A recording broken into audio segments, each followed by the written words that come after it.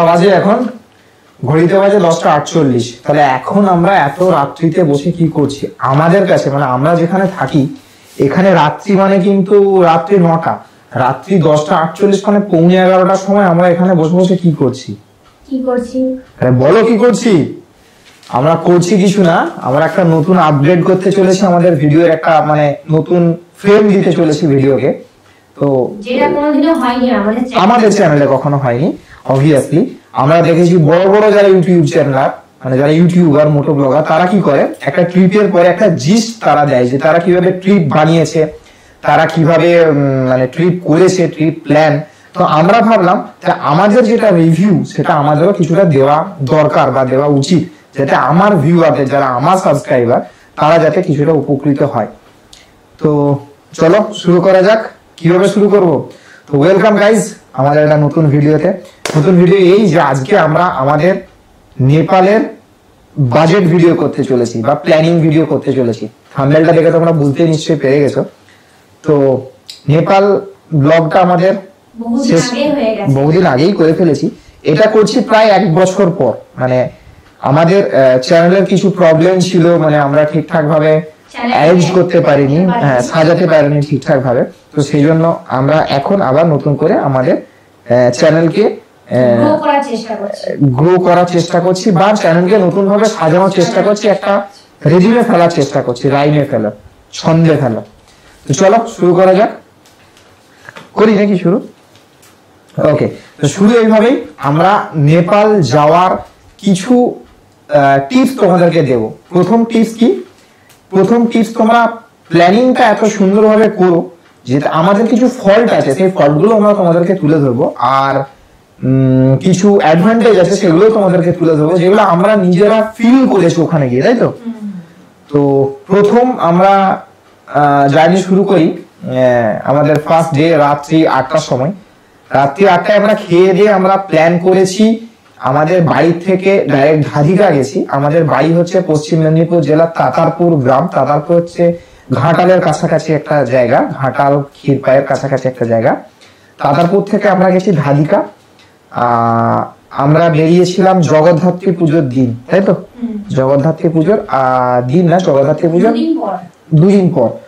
তো আমরা বেরিয়েছি রাত্রি 8টায়। ধাদিকা হয়ে আমরা বিহার ঢুকেছি, মানে এই দিক থেকে দুর্গাপুর হয়ে বিহার হয়ে আমরা গেছি রক্সৌল।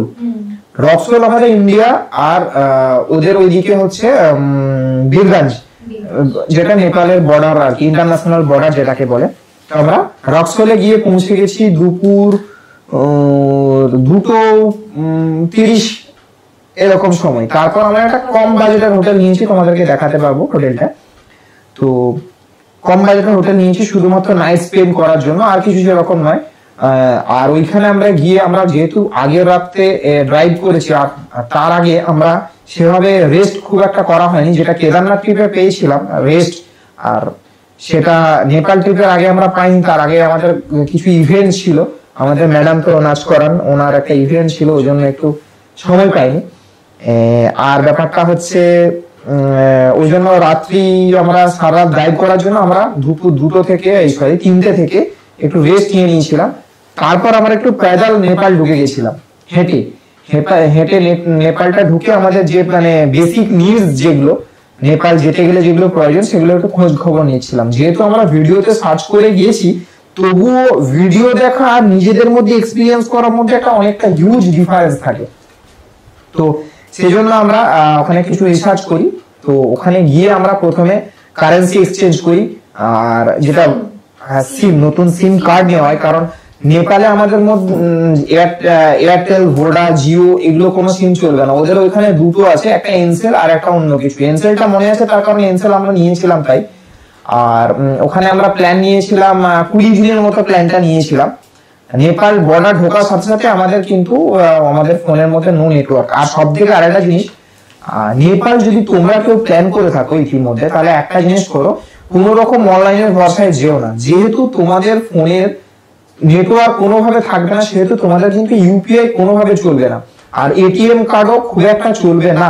তার কারণ আমাদের যে এটিএম কার্ড গুলো এখানে গিয়ে বেশ কিছুটা ডিক্লাইন হয়ে যায়, তো আমি প্রেফার করবো তোমরা কিন্তু ক্যাশ ক্যারি করো, আর ক্যাশ ক্যারি করে ওদের ওইখানে গিয়ে মানে যখন নেপাল বর্ডারে যাবে আমার সাজেস্ট যে তোমরা রক্সোলি কারেন্সি এক্সচেঞ্জটা করে নিও, সেটাই ভালো হবে। তার কারণ ওইখানে আমার সাজেস্ট করা যে দোকানটা আছে, দোকানটা তোমাদেরকে দেখিয়ে দিচ্ছি, যে দোকানটা আছে ওইখান থেকে করলে তোমরা কিন্তু এক্সাক্ট রেটটা পাবে, ঠিক আছে, এক্সাক্ট রেট পাবে। এবং খুঁজেছি 4-5টা ঘুরেছি, আমাদের রেটটা ওটা ওই দোকানটাতেই আমাদের বাজেট লেগেছে, সুন্দর ভালো।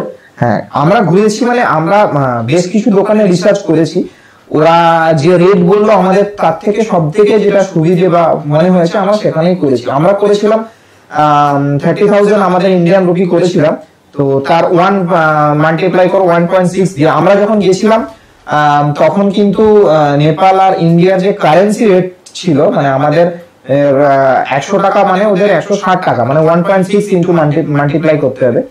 তো এইখান থেকে আমরা সিমও নিয়েছিলাম মুন্না ভাইয়ের দোকান থেকে। তো ঠিক আছে, আমরা যে রেটটা পেয়েছি আমরা কিন্তু তাতে ঠিকঠাক, আমরা যেটা গুগলে মানে অনলাইন যেটা রেট দেখাচ্ছিল ওটাই কিন্তু আমরা পেয়েছি। আর একটা কথা, তোমরা হোয়াটসঅ্যাপ কল করতে পারো ওখানে গিয়ে, যেহেতু তোমাদের সিম পাবে না সেহেতু। আর ডেটা প্যাকটা নিয়ে রাখবে, আর এনসেলটা নিও, কারণ এনসেলটার নেটওয়ার্ক মোটামুটি নেপালের পুরোটাতে আছে। বাকিটা কিরকম আমি পার্সোনালি যেহেতু এক্সপিরিয়েন্স করিনি সেটা আমি তোমাদেরকে বলবো না। আচ্ছা, দ্বিতীয় জিনিস, রক্সওয়েলে গিয়ে তোমরা বেশ কিছু কেনাকাটা করে নিতে পারো।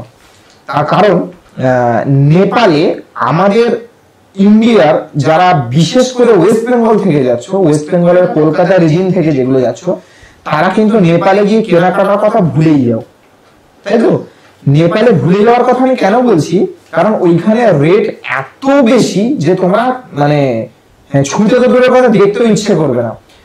ওদের কোয়ালিটি যে বিশাল কিছু হাইফাই তা নয়, কিন্তু রেট এতই হিউজ যে সিরিয়াসলি তোমরা কিন্তু ট্রাই করতে পারবে না। আর আমরা মানে যেগুলো না কিনলেই নয় সেগুলো কিনছিলাম। তো সেই জন্য বীরগঞ্জ থেকে কিছুটা, সরি বীরগঞ্জ না, রক্সওয়েল থেকে কিছুটা কিনে নিও, কারণ নেপালি নেপালি যারা আছে বীরগঞ্জ সাইড থেকে ওরা কিন্তু ইন্ডিয়াতে এসে কেনাকাটা করে, লোকাল যারা আছে ওই এলাকার। কেননা নেপাল রিজন পেরিয়ে গেলে, নেপালে ঢুকে গেলেই তোমরা কিন্তু একটা হিউজ কারেন্সি মানে কি বলবো দামের ডিফারেন্স দেখতে পাবে। তো সেই জন্য আমি সাজেস্ট করবো বীরগঞ্জ থেকে তোমরা রক্সওয়েল থেকে তোমরা কিন্তু কিনে নিও। আর রক্সওয়েল মার্কেট কিন্তু খুব বড় মার্কেট, তোমরা এনিথিং জিনিস পেয়ে যাবে, খুব বড় মার্কেট, বর্ডার লাগোয়া যে মার্কেটটা। আচ্ছা, আরেকটা কথা, নেপাল যেতে গেলে যে কাগজগুলো দরকার, কি কাগজ দরকার? নেপাল কিন্তু আমাদের ইন্ডিয়ানদের জন্য ভিসা ফ্রি, কোন রকম ভিসা লাগবে না, তোমার শুধু আধার কার্ড আর ভোটার কার্ড থাকলেই হবে, ঠিক আছে? আমরা নিজেরা গিয়েই করেছিলাম। আর কি করেছিলে? কিছু করা হয়নি, আমি বলছি পুরোটা। তো যারা নিজেরা যাবে মানে নিজেদের ভেহিকল ছাড়া, মানে নিজেদের গাড়ি ছাড়া যারা ট্রান্সপোর্টিং পাবলিক ট্রান্সপোর্টে যাবে, তাদের জন্য কোনো রকম ডকুমেন্টস প্রয়োজন নেই, ঠিক আছে? কেননা ইন্ডিয়া আর নেপাল ভিসা ফ্রি কান্ট্রি, তাহলে তোমাদের কোনো রকম পাসপোর্ট ভিসা লাগছে না। আচ্ছা, যদি ভেহিকল নিয়ে যাও তখন কি করবে? ভেহিকল মানে 4 হুইলার বা 2 হুইলার নিয়ে তোমরা যদি যাও, 2 হুইলার নিয়ে গেলে তোমাদেরকে ওইখানে একটা বানসাল বানাতে হবে। আমি বানসাল অফিস তোমাদেরকে দেখিয়ে দিচ্ছি। বানসাল বানাতে হবে, বানসালের রেট হচ্ছে 200 পার ডে। আর 200 পার ডে তোমরা তোমাদের যতদিন তোমাদের বাইক ওইখানে থাকবে 200 পার ডে। এর মধ্যে একটা ব্যাপার আছে, ব্যাপারটা হচ্ছে বানসাল অফিসে তুমি যখন প্রথম বানসাল বানাবে তোমাকে প্রথম 7 দিনের বানসাল দেবে, 7 দিন ছাড়া তুমি কিন্তু তার বেশি করতে পারবে না। এবার করতে হবে কি, 7 দিন থাকতে থাকতে তোমাকে বানসাল এক্সটেন্ড করতে হবে। এক্সটেন্ড কোথায় কোথায় করবে? এক্সটেন্ড কিন্তু নেপালের সব জায়গায় পাবে না, নেপালের বিশেষ কিছু কিছু দেশগুলোতেই মানে শহরগুলোতেই পাবে। এক হচ্ছে পোখরা, যেটা আমরা গেছিলাম প্রথম। দ্বিতীয় হচ্ছে কাঠমান্ডু। কাঠমান্ডুতে রবিবার কিন্তু কোন রকম বানসাল হয় না। আর আমাদের যেটা প্রবলেম হয়েছিল, আমাদের ভান্সার এক্সপায়ার করেছিল রবিবার, সেহেতু আমাদেরকে ভান্সার করতে গিয়ে হয়েছিল অনেক ঝামেলা করতে হয়েছিল। ঝামেলাটা আমাদের রেকর্ডিং এ হয়নি, তার কারণ আমার কিছুটা টেকনিক্যাল প্রবলেম হয়ে গেছিল, ক্যামেরা প্রবলেম হয়ে গেছিল, সেজন্য আমি ওটা করতে পারিনি। ওটা তুমি তোমরা এয়ারপোর্টে গিয়ে কিন্তু করতে পারো রবিবার দিন। এয়ারপোর্টে গিয়ে করা কিন্তু প্রচন্ড ঝামেলা, ঝামেলা মানে তোমাকে ফোনে ভিডিও করতে হবে, তুমি এয়ারপোর্টে তোমাকে পাস করতে হবে, তারপর ভেতরে ঢুকে কাস্টমস অফিসে যাবে, এসেট্রা অনেক ঝামেলা। আমি সাজেস্ট করবো তোমরা শনিবার, রবিবার বা শনিবার বাদ দিয়ে শুক্রবার বা সোমবারের মধ্যে বানসার অফিসে পেয়ে যাবে। আমরা করেছিলাম কাঠমান্ডুতে। আচ্ছা, পোখরাতেও সেম ব্যাপার, পোখরাতেও তোমরা সোম থেকে শুক্র তোমরা বানসার বানাতে পারবে, এক্সটেন্ড করাতে পারবে। আচ্ছা, আরেকটা ব্যাপার, আমাদের সময় আমরা কাগজপত্র নিয়ে কথাটা আগে ছেড়ে দিই নাকি। আমরা যখন গেছিলাম তখন প্রবলেম হয়েছিল আমাদের। আমরা যখন পোখরা গেছি, বানসার করে আমরা ফার্স্টে পোখরা ঢুকে গেছি। পোখরা ঢুকতে আমাদের রাত্রি হয়ে গেছিল। পোখরা ঢোকার জন্য প্রচন্ড রাস্তা খারাপ পেয়েছি। কিন্তু এই রিসেন্ট আমি একটা ট্রাভেল ব্লগ দেখলাম যেখানে রাস্তার হালাত আগের থেকে অনেক ভালো। 200 কত কিলোমিটার রাস্তা খুব সম্ভবত, আমি এক্সাক্ট তোমাদেরকে দেখে বলে দেবো, স্ক্রিনে দিয়ে দেবো। ওই রাস্তাটা কভার করতে আমাদের সময় লাগা উচিত ম্যাক্সিমাম 4 ঘন্টা, যেটা আমাদের লেগেছিল প্রায় 8 ঘন্টা। প্রায় কেন 8 ঘন্টা প্লাস লেগেছিল। যদিও আমরা খুব একটা ব্রেক নিইনি রাস্তায়, খুব মানে একদমই নিইনি। যেটুকু খেতে বা দাঁড়াতে যতটুকু টাইম লেগেছিল, ল্যান্ডস্লাইডের জন্য আমরা দাঁড়াতে যতটুকু টাইম লেগেছিল, খুব বেশিক্ষণ নয়।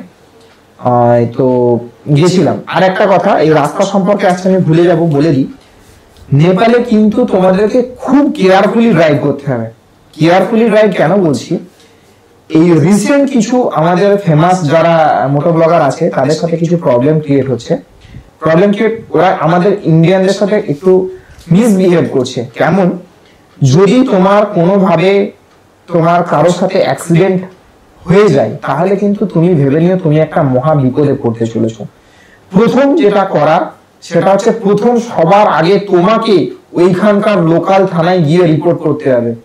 তোমার দোষ থাক বা না থাক, তোমাকে আগে গিয়ে লোকাল থানায় গিয়ে রিপোর্ট করতে হবে। ফরচুনেটলি আমাদের সাথে কোনো রকম কোনো দুর্ঘটনা ঘটেনি, আমরা সেফলি ড্রাইভ করেছি। সেফলির মধ্যে একটা ব্যাপার আছে, টুইস্ট আছে, সেটা বলে দিই একদম। সেফলি বলছি, আমরা 3 বার পড়েছি, ঠিক আছে। আমরা দুজন মিলে 2 বার পড়েছি, আমি একা 1 বার পড়েছি। তো হয়তো তোমরা বলতে পারো নেপাল রাইড আমরা সেভাবে মানে তোমাদেরকে দেখাতে পারিনি ওই পড়াগুলো, কিন্তু আনফরচুনেটলি হয়ে গেছে, কারণ আমরা অতটাতে এক্সপার্ট নই। এখন তবু একটু শিখেছি, তখন তো আরো লার্নার ছিলাম। হ্যাঁ, ব্যাপারটা যেটা বলছিলাম যে অ্যাক্সিডেন্টের ব্যাপারটা যদি হয়, আমি বলছি না যে হবে, হতে পারে, হ্যাঁ। তো তোমরা আগে লোকাল থানায় গিয়ে রিপোর্ট করো, আর রিপোর্ট তোমরা জানো কিভাবে করতে হয়, যে প্রসিডিওর আছে সেখানে গিয়ে ফলো করবে। আর অবশ্যই তোমাদেরকে নির্দোষ তুমি সেখানে ক্লেম করবে। ওই প্রথম যে থানায় রিপোর্ট করতে পারবে সেই কিন্তু গেনার হবে, না হলে কিন্তু তোমাদের ভাগ্যে কষ্ট আছে বস, ঠিক আছে। তো একটু সার্চ করে নিও, তাহলে তুমি দেখতে পাবে অরূপদার একটা প্রবলেম হয়েছে।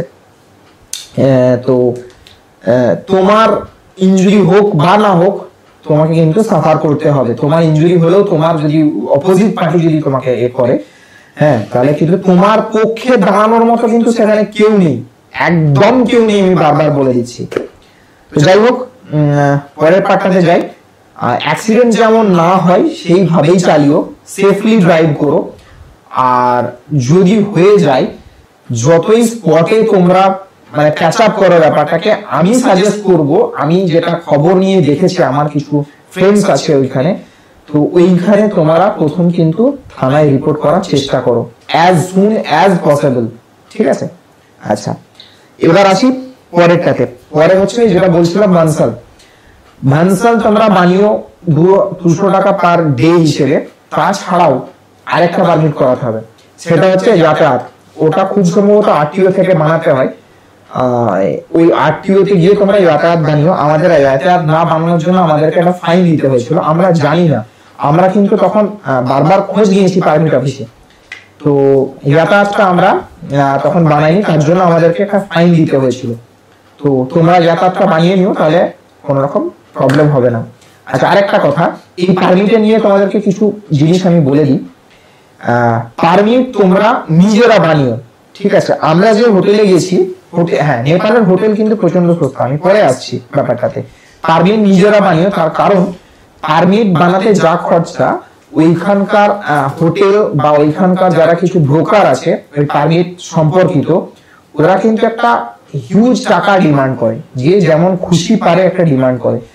তো ওই ডিমান্ড তোমরা কিন্তু দেওয়ার কোনো রকম দরকার নেই, তোমরা ইজিলি যাবে, ইজিলি গিয়ে তোমাদের যে ডকুমেন্টস, আইডেন্টিটি, ভোটার কার্ড, আধার কার্ড, এগুলোর ফটোকপি মানে জেরক্স কপি করিয়ে রেখো, আর নিজেদের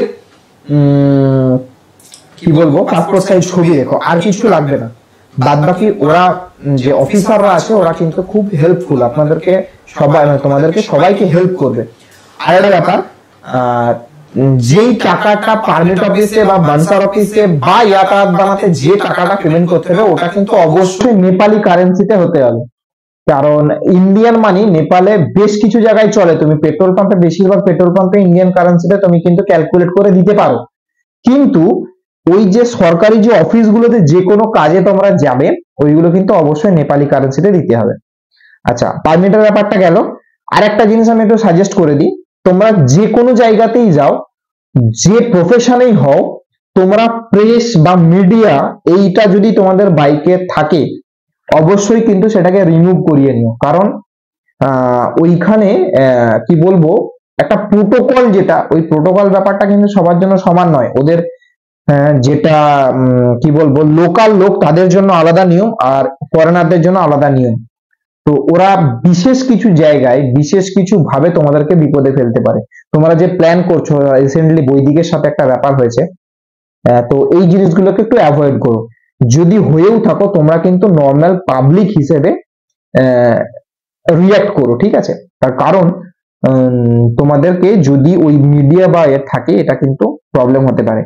আর জানি না ওদের একটা আলাদা রকমের ফরম্যাট আছে। আমরা যেমন মাস্টাং রাইড করেছিলাম, মানে লোয়ার মাস্টাং যেখানে মুক্তিনাথ যেটা আমরা গেছিলাম, ওইখানে পেমেন্ট কিন্তু মানে যা পেমেন্ট মানে ইন্ডিয়ান কারেন্সি সরি নেপালি কারেন্সিতে 1000 করে পারমিশন জন্য পার হেড। কিন্তু আপার মাস্টাং এর আমি ভিডিও কিছুটা সার্চ করেছি, তো স্পেশালি এমন কিছুই ব্যাপার না, নর্মালি ব্যাপার। তো ওইখানে $500 চার্জ করবে পার হেড পারমিট করাতে গেলে। তো ঠিক আছে, বাট আমার মনে হয় না ওটা যে রিলেটেবল এতটা ঠিক আছে বলে আমার ঠিক মনে হয় না। $50 পর্যন্ত হয়তো ঠিক ছিল, বাট $50 বলছি, ওটা 5000 নেপালি বা ইন্ডিয়ান পর্যন্ত ঠিক ছিল, কিন্তু ওটা একটু আমার মনে হয় একটু বাড়াবাড়ি। ঠিক আছে, ওটাতে আমি আর বেশি যাচ্ছি না, ওটা যে যাদের যেমন রুলস সেই অনুযায়ী ফলো করাটাই বেটার। আচ্ছা, এখানে গেল। এরপর আমরা আসছি রুট প্ল্যান নিয়ে। রুট প্ল্যান তোমরা আমাদের যেটা ফল্ট, রুট প্ল্যান নিয়ে আমাদের কিছু ফল্ট ছিল। ফল্ট কেন বলছি, আমি খুব ভেবেচিন্তেই ওটা ব্যাপারটা প্ল্যান করেছিলাম, কিন্তু ফল্ট মানে আমাদের যেটা হয়েছে আমাদের প্রচন্ড তাড়াতাড়িতে প্ল্যান হয়েছে, মানে যে কোনো জিনিস তাড়াতাড়ি করে আমরা কমপ্লিট করে ফেলেছি, যেটা কিন্তু একদম ঠিক নয়। যেখানে তোমাদের একদিন লাগার কথা, আমার সাজেস্ট তোমরা সেখানে 1.5 দিন লাগাও। যেটা তোমাদের 3 দিন মানে 2 দিন লাগার কথা সেটা তোমরা 3 দিন ধরে প্ল্যান করো, তাতে তোমরা জায়গাটা ভালোভাবে এক্সপ্লোর করতে পারবে। আর প্ল্যান যদি তোমরা করে থাকো, যে অ্যাক্সিডেন্টের প্ল্যান বলছিলাম, তোমরা যদি কোনো ট্যুরস এন্ড ট্রাভেলস নিয়ে করতে পারো তাহলে তোমরা অনেকটা রিলিফ পেতে পারো ওই মানে ওই অ্যাক্সিডেন্টাল কেসটার দিক থেকে। তো যাই হোক, ওটা তো তোমরা নিজেরা একটু ভেবে নিও ব্যাপারটা, অবশ্যই কেয়ারফুলি ড্রাইভ, এবং আমি যেটা বললাম সেটা অবশ্যই মাথায় রেখো, ওটা কিন্তু কাজে দেবে। আচ্ছা, দ্বিতীয়ত পারমিট তোমাদেরকে আমি বুঝিয়ে দিয়েছি, কারেন্সি এক্সচেঞ্জটাও ঠিক টাইমে করিয়ে নিও।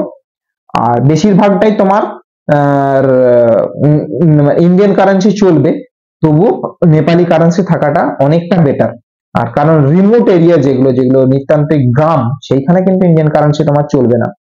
আর বারবার আমি তোমাদেরকে বলছি তোমরা কিন্তু ক্যাশ ক্যারি করো, অনলাইন কিন্তু খুব সমস্যা হতে পারে। ইউপিআই ট্রানজাকশন 0 ইন্ডিয়ানদের জন্য এখানে হবে না। এবার তোমরা যদি আলাদা কোনো অ্যাপস দিয়ে করো ইন্টারন্যাশনাল, সেটা আলাদা ব্যাপার, তবু আমি সাজেস্ট করবো ক্যাশটা বেটার। কি বলো তুমি? আচ্ছা, এবার আমরা আসি হোটেল। নেপালের হোটেল যদি কম্পারিজন টু ইন্ডিয়া করি, নেপালের হোটেল অনেক সস্তা। ওই একটাই জিনিস আমরা যেখানে নেপালে সস্তা পেয়েছি সেটা হচ্ছে হোটেল। কম দামে তোমরা কিন্তু খুব ভালো ভালো হোটেল পেয়ে যাবে, খুব ভালো ভালো হোটেল পেয়ে যাবে।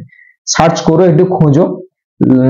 আর আমি আপাতত যে কটা ট্যুর করেছি তার মধ্যে হোটেল যদি কোনো ব্রোকারের মাধ্যমে নেওয়া হয় তাহলে একটু ভালো হয়, হয়তো টাকা কিছুটা বেশি পড়ে, কিন্তু আমার হ্যাঁ আরেকটা প্ল্যান তোমাদেরকে যেটা বলে রাখি, আমি শুধু নেপাল ব্লগটার জন্য বলছি না, আমি সমস্ত ব্লগ যেগুলো করে এসেছি বা যেগুলো আপকামিং ভিডিও, যেগুলো আমার কমপ্লিট হয়ে গেছে, ভিডিও আসতে দেরি আছে, সেই জন্য বলছি আমি কিন্তু প্রতিটা ট্রিপে স্পটে গিয়ে হোটেল করি, রুম নিই। সেটাই করা উচিত, তার কারণ ছবিতে বা রিভিউতে এক দেখায় আর ভেতরে গিয়ে কিন্তু আরেক। তো ওইখানে গিয়ে কিছুটা বার্গেনিং করা যাবে যে এই হলে এই হবে, এত দেব। অবশ্যই আমরা তো মানে কি বলবো, চিপ বাজেটেই আমরা করি, আমরা সবসময় বাজেটকে একটু কম্প্রেস করতে চেষ্টা করি, যেহেতু অবশ্যই বাঙালি বা আমরা মধ্যবিত্ত, আমরা অত বড় ইউটিউবার নয়, আমরা ইউটিউব থেকে এখন কিচ্ছু পাই না, যখন পাবো তখন হয়তো আমরা বড়লোক হয়ে যাব, তাই তো। তো এখন কিন্তু আমরা গরিব লোক। তো ঠিক আছে, নেপালে হোটেল তোমরা কম পয়সায় পেয়ে যাবে। নেপালে আমরা প্রথম যেদিন পোখরাই হোটেল ছিলাম, হোটেলের তা তোমাদেরকে দেখিয়েছি, তোমরা দেখেছো, যারা দেখোনি তারা একটু পিছনে গিয়ে দেখতে পারো, আমি লিংক দিয়ে দিচ্ছি আমাদের ওই ভিডিওটার, হোটেল ভিডিওটা। তো অ্যামেজিং লোকেশনে ছিলাম, আর তার সাথে হোটেলটাও খুব সুন্দর, খুব হিউজ রুম ছিল, আর রুম প্লেসটাও বেশ হিউজ প্লেস ছিল। কিন্তু আমাদের লেগেছিল নেপালি 1250 টাকা নেপালি। এবার 1.6 করে তোমরা ডিভাইড করে নিও, তো যথেষ্ট ভালো। আর খাবারের দিকে বলি, নেপালে খাবার কিন্তু মোস্ট এক্সপেন্সিভ খুব। তুমি যদি একবার পেট ভরে খেতে চাও, নেপালি কারেন্সিতে মোটামুটি তোমাকে 1000 পেমেন্ট করতে হবে, যেটা আমাদের জন্য একটু ওভার। তো আমরা কি করছিলাম তোমরা তো দেখেইছো, যদিও সেটা একটু অনৈতিক কাজ, হোটেলের মধ্যে লুকিয়ে লুকিয়ে রান্না করছিলাম, তবুও আমি বলবো আমরা প্রচুর সেভ করেছি, প্রচুর। আমি তোমাদেরকে বাজেটের ব্যাপারটা আসছি পরে। তো বাজেট তো বলেইছি আমরা চিপ বাজেটে করি। তো যাই হোক, ফুড ব্যাপারটা তোমাদেরকে বলে দিলাম। তোমরা যদি রান্নার ব্যাপারটা একটু ক্যারি করতে পারো, ইলেকট্রিক কুকার বা ছোট ওভেন দিয়ে যদি রান্না করতে পারো দুজনের জন্য, অবভিয়াসলি অনেক বেটার হবে। লাগেজ একটু বেশি হয়ে যাবে, তবে হ্যাঁ আমি আরেকটা লাগেজের ব্যাপার আরেকটা জিনিস তোমাদেরকে সাজেস্ট করতে চাই, লাগেজ কিন্তু যতটা পারো কম নিও, ঠিক আছে। নর্মাল ড্রেস নেওয়ার দরকার নেই, তোমরা যদি শীতের সিজনে যাও, নেপালে বেশিরভাগটাই ঠান্ডা ওয়েদার থাকে, গরম ওখানে খুবই কম।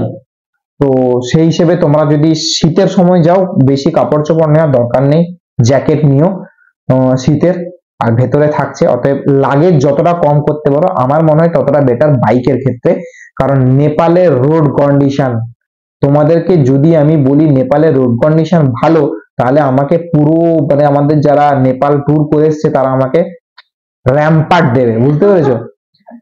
মানে রাস্তা নেই, ওটা মানে পাহাড়টাকে কেটে সমান করে বলে দিয়েছে যা, এই হচ্ছে ব্যাপার। অফ রোডিং এর ক্ষেত্রে নেপালের জুড়ি মেলা ভার, নেপালে রাস্তা নেই বস, কোনো রাস্তা নেই। তো ঠিক আছে, ওই জন্য আমি একটু লাগেজের ব্যাপারটা তোমাদেরকে বলে দিই, লাগেজ একটু কম করো। হ্যাঁ, লাগেজের জন্য তোমাদের কি কি ইম্পর্টেন্ট জিনিস যেগুলো, সেগুলো আমি বলে দিই। তোমরা পাংচার কিট, এখন সব বাইকই টিউবলেস হয়ে গেছে, তোমরা পাংচার কিটটা অবশ্যই নিও। কিছু রেঞ্জ যেগুলো তোমাদের গাড়ির ক্ষেত্রে দরকার সেইগুলো নিও। আর একটা টায়ার ইনফ্লেটার নিও, তার কারণ বাতাস কমে যাবেই, ওইখানে প্রবলেম হবেই। যত হাইটে উঠবে, শুধু নেপাল ট্রিপের জন্য নয়, যত হাইটে উঠবে টায়ার প্রেসার কিন্তু মাঝে মধ্যে চেক করবে।